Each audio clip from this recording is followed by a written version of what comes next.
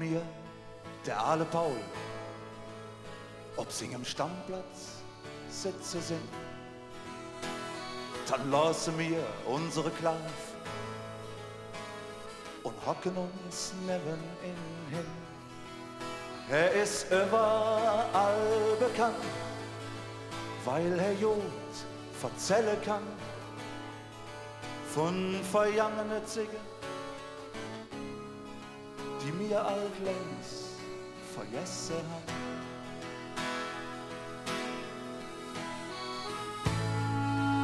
Er erzählt, wie es he früher uns gesehen hat, bevor sie Straßenbahnschiene verlassen und es noch Böhm hier wendet.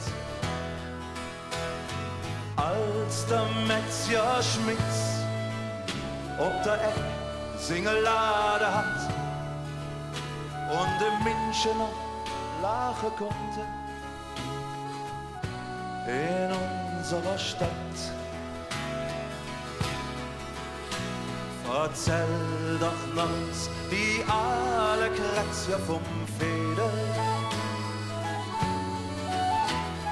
Keiner kann das so gut wie du. Die Menschen, von denen du schwarz, die werden wieder lebendig. Und jeden Abend könnte neu erzählst dazu.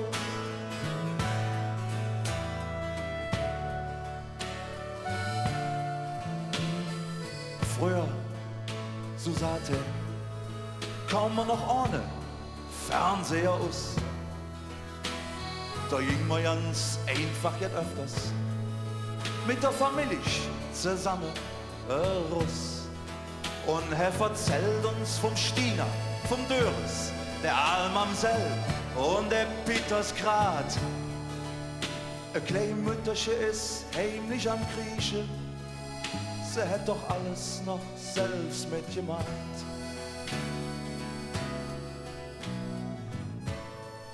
Die Zeit vergeht, doch mir wolle längst noch nicht jan.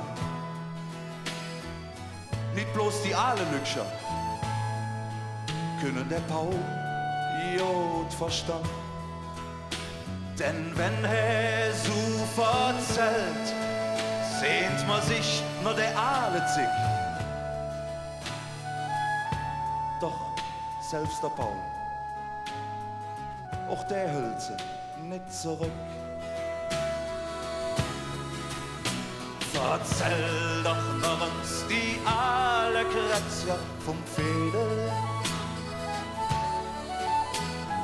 Keiner kann das so gut wie du.